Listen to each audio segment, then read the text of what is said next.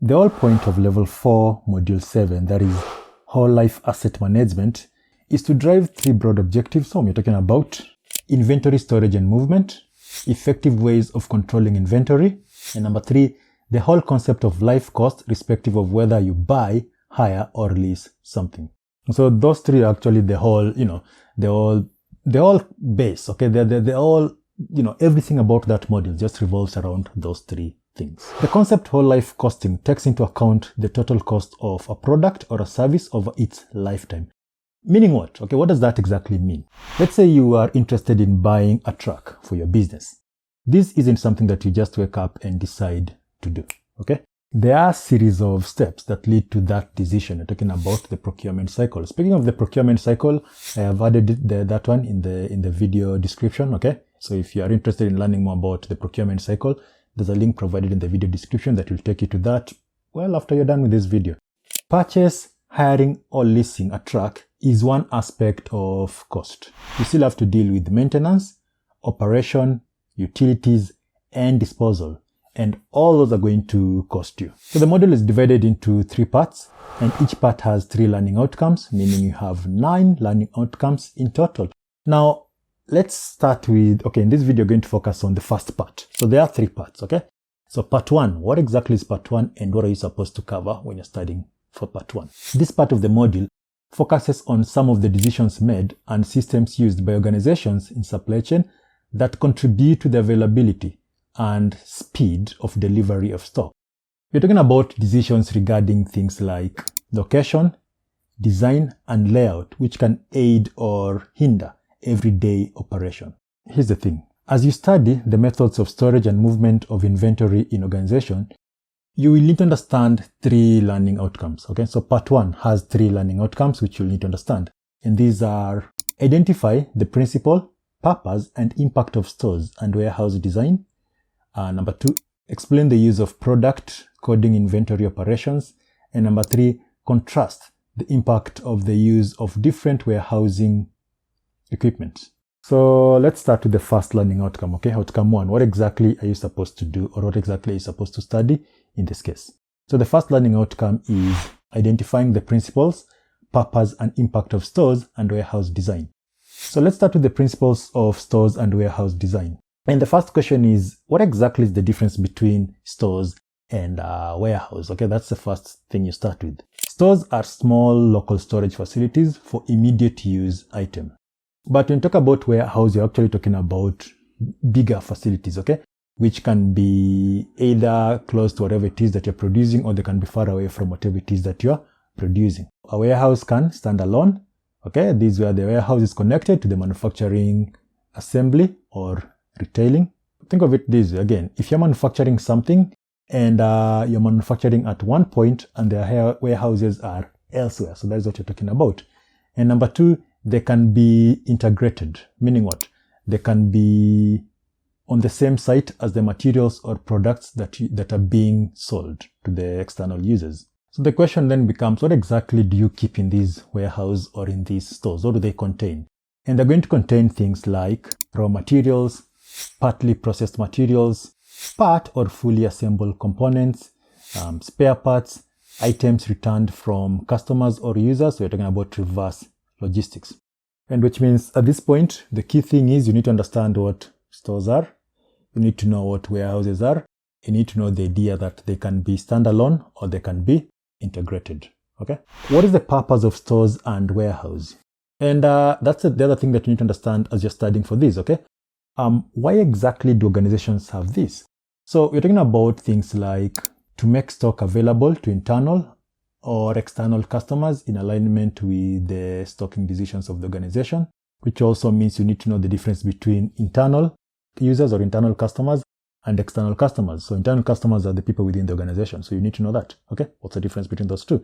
Now, another purpose is to maintain a secure environment to avoid stock losses. Number 3, to maintain a suitable environment for stock, minimizing losses from damages and deterioration. Again, you can add more purposes to that list.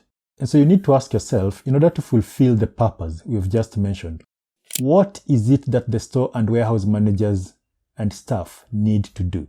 So you're talking about things like receive, inspect, record, and store stock received, retrieve, record, and release stock to authorized persons, providing documentations and packaging as required, minimize stock losses and damages to stock, manage and account for returned stock inwards and stock returned to suppliers. Again, you can go ahead and add on to that list, okay? The point is exactly what is it that these people do, okay? The people who are handling everything in the warehouse or in the stock. So volumes of stock and location, that is the next thing that you also need to worry about. And organizations have to make decisions as to how many or the quantity of stock that are supposed to be held at any given point. They also must consider an appropriate timescale for making stock available and the supply chain involved. This is why you need to understand things like lead times, okay? And you also need to understand stock levels.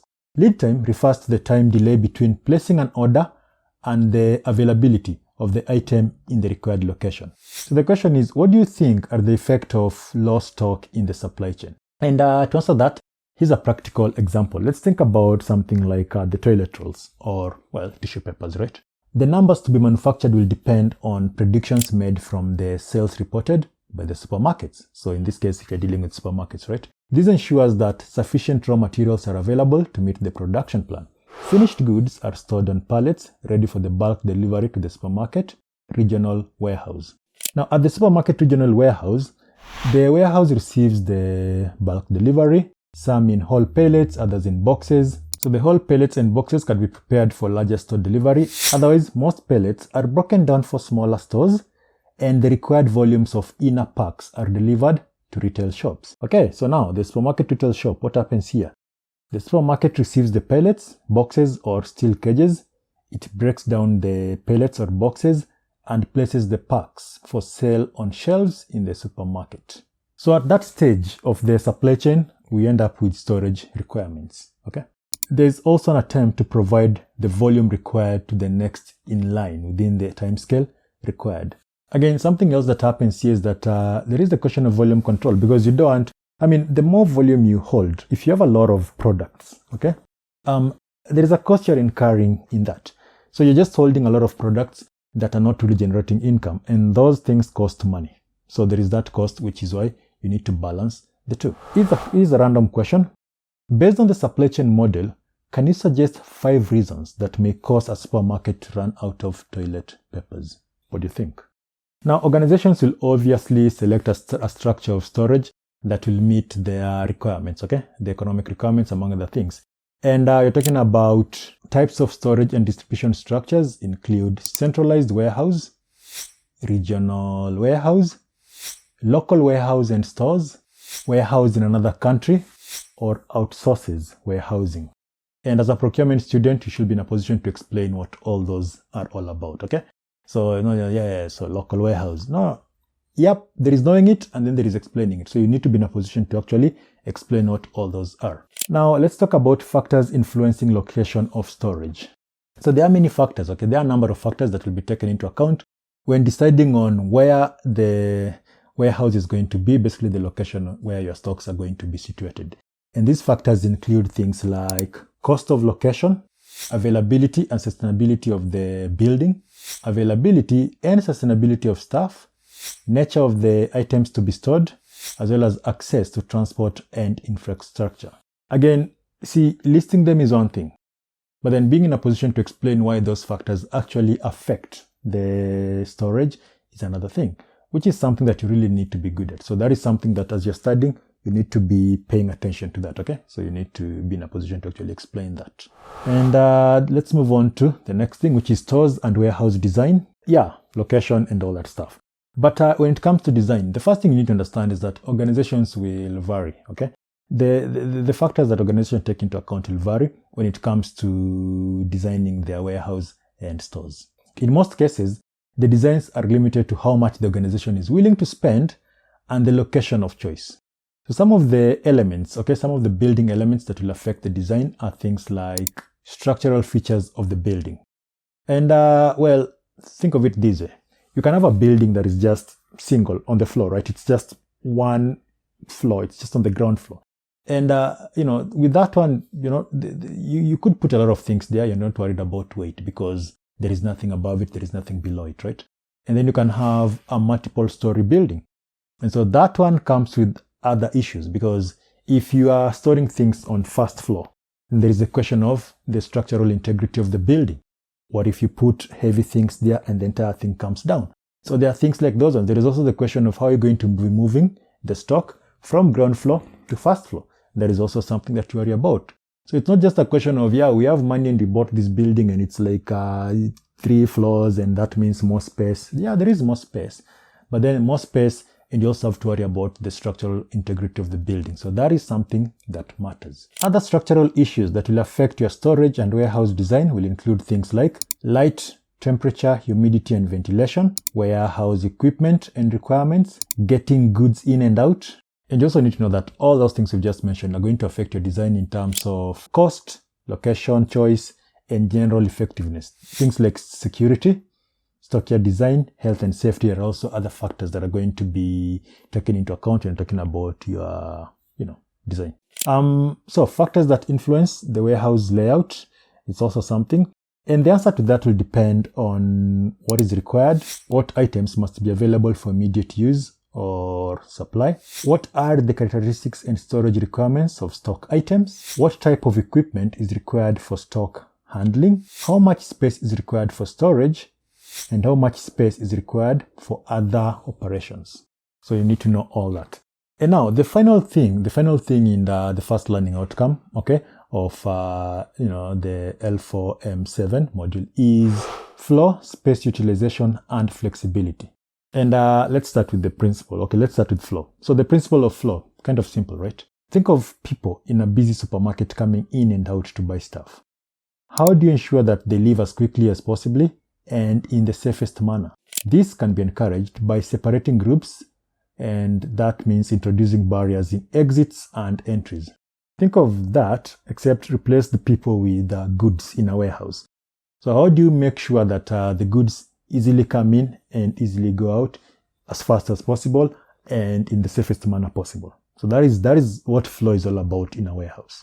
A store receives goods, retrieves them, and make them available for internal or external customers. The idea is to ensure good flow that avoids delay and bottlenecks. Bottlenecks refers to restriction inside a warehouse, a store or a stockyard that holds up or slows down activity. And that could actually be caused by things like poor layout, access difficulties, or simply the volume of picking or storage being handled. The key thing to have in mind here is that there are various layouts that a warehouse might have, and you need to know all that stuff. So how space in warehouse is utilized and how flexible they are about the space is also key to warehousing. And actually that marks the end of learning outcome 1. So remember, 3 learning outcomes in part 1. In fact, 3 learning outcomes in all the 3 parts in this module. So let's talk about the second one, which is explaining the use of product coding in inventory operations. And then you're going to start with systems for product coding. The obvious reason why companies use product coding is to reduce the risk of ordering wrong items or having wrong items delivered. Now, there are a number of ways company can go about this. In fact, they can use their own product code system.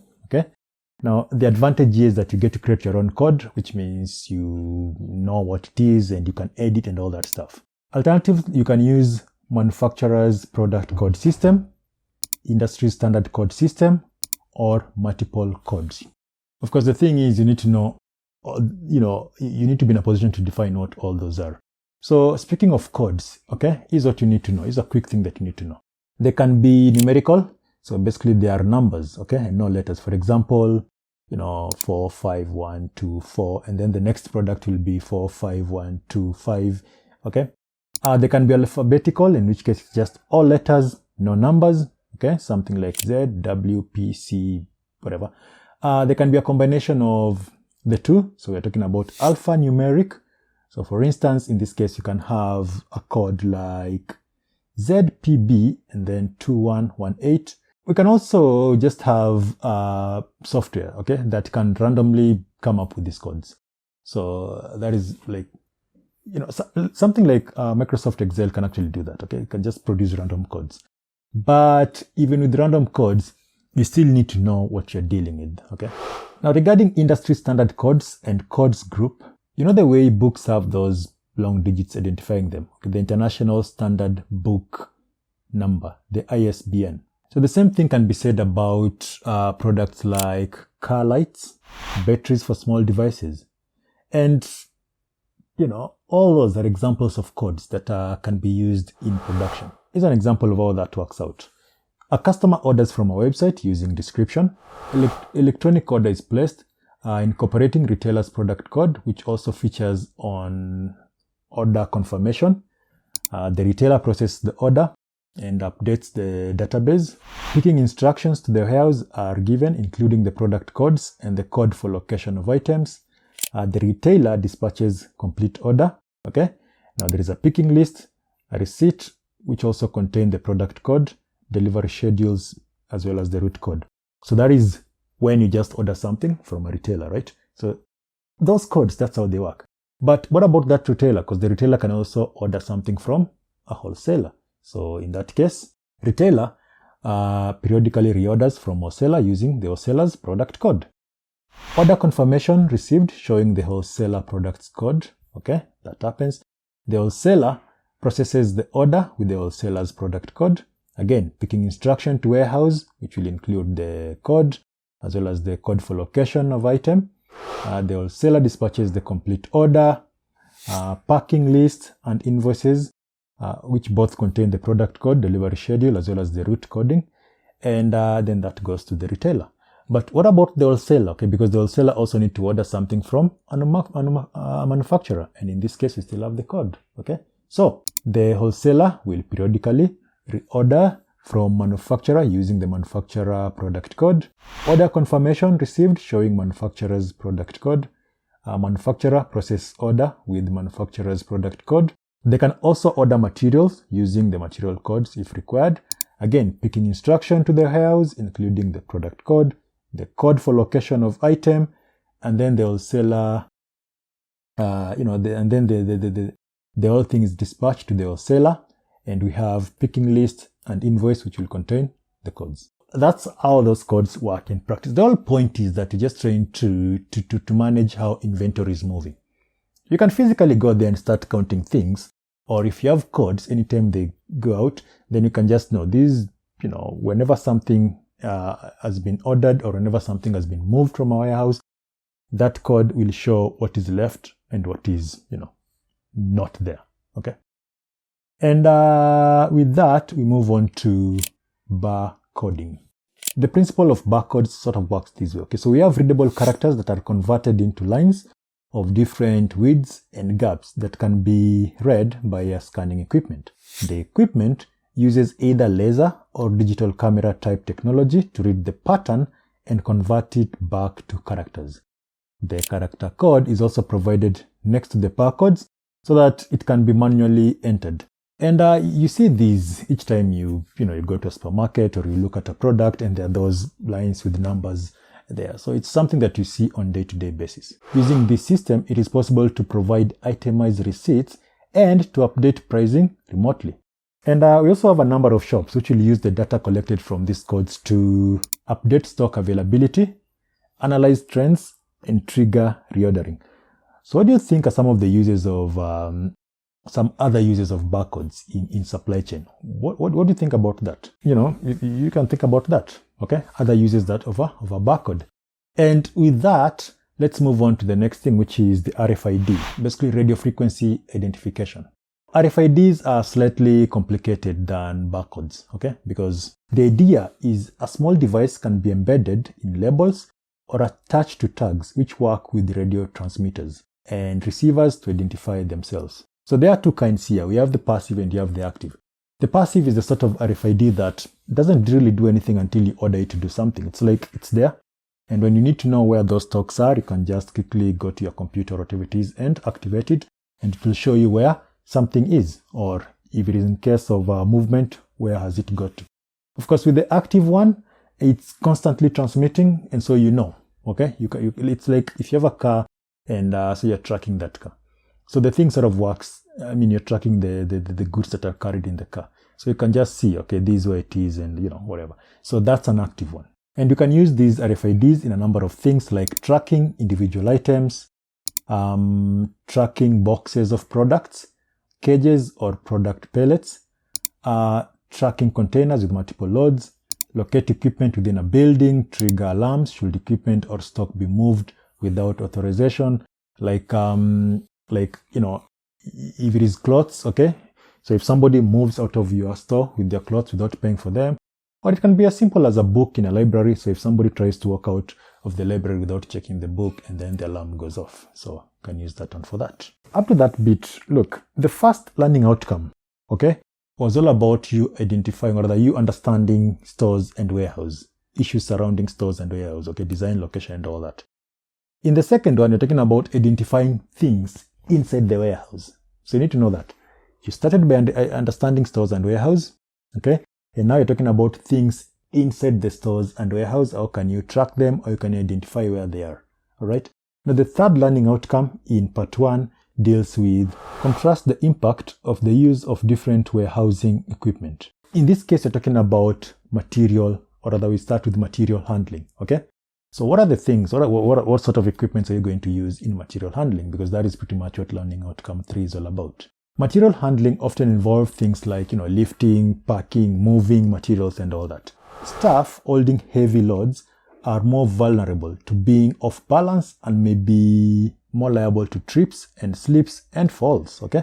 And with that in mind, so material handling equipment are important because they're going to help in reducing or eliminating risks of manual lifting and moving stock. Of course, it's not just a question of having equipment.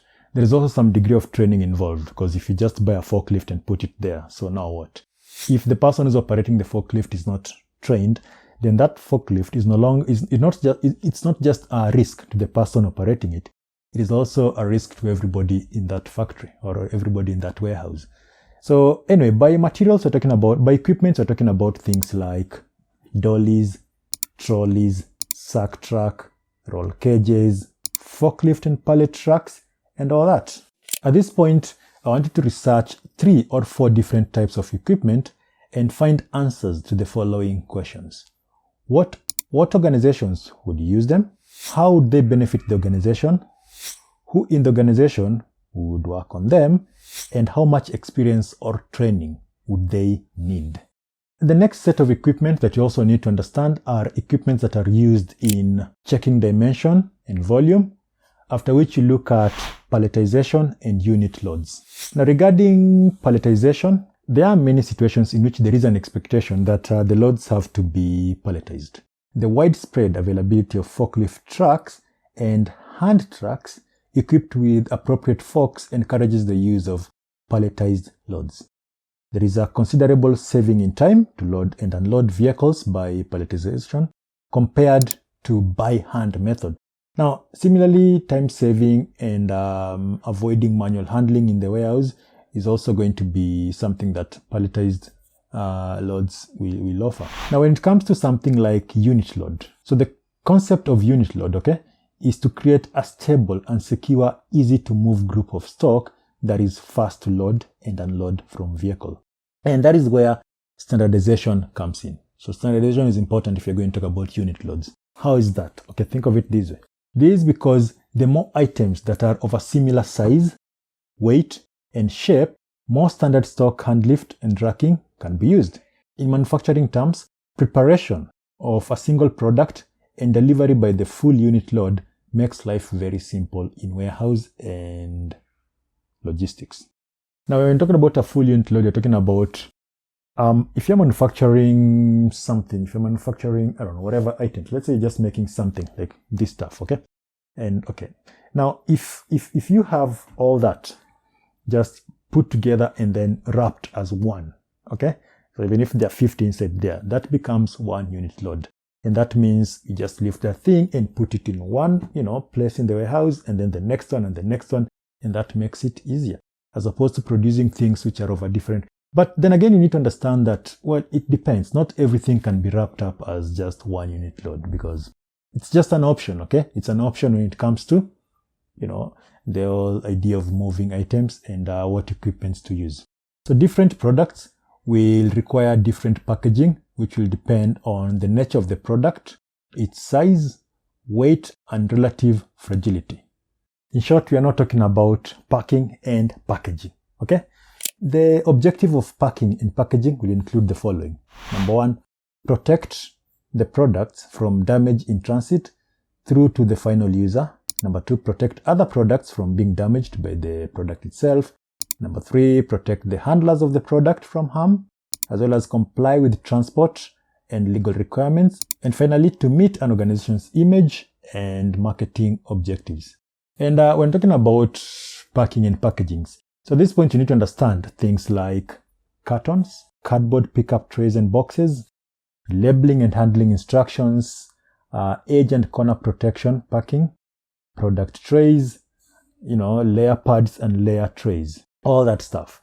And then you move on. Okay, so there was the issue of, pallets. There was the issue of, packaging and all that stuff, okay? So there is just the question of, okay, first of all, think of where we came from. We started by understanding warehouse. And then we talked about how to identify things in that warehouse. And now that we have things in the warehouse, how do we move them? Using what equipments, okay? So we talked about equipments. We talked about things that can be used in measuring these, those things. And now you're talking about things that can be used in packing those items in the warehouse. But something else that you also need to understand is environmental standards for packing. So remember, packing and packaging will essentially add to the cost of supply. And with that, you also need to remember that choices available can also have a slight different environmental impact. Think of it this way. Some packaging material use a lot of energy to produce, okay? The journey taken by packaging from raw material to manufacturing and then to the initial user also leaves a carbon footprint. And the weight of packing contributes to the fuel usage of vehicle, while the volume used can add up to additional journeys or to the use of larger vehicle. Finally, the reuse, return, disposal, or recycle will also involve addition to environmental costs. With that in mind, when it comes to environmental factors, okay, you need to think about regulations on packaging, supply chain initiatives, as well as international environmental packaging standards. So this is where ISO comes in.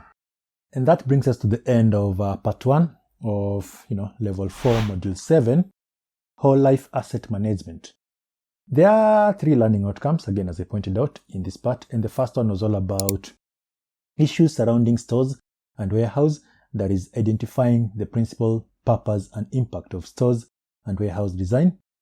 And in the second learning outcome, you're supposed to understand how you're going to identify, locate, things in the warehouse and in the stores. In this case, you're talking about explain the use of product coding in inventory operations. And finally, there is the question of how you're going to, move, how you're going to handle, how you're going to pack things in the warehouse and in stores. And that meant looking at basically contrasting the impact of the use of different warehouse equipment. That's part 1, okay? If there is any question, obviously, do let me know in the comment section. And then again, we'll talk about part 2 and part 3 in the next coming videos. If you haven't subscribed, kindly do. If you know somebody who can gain from this video, go ahead and share with them. I'm Moses, and I'll see you in the next video.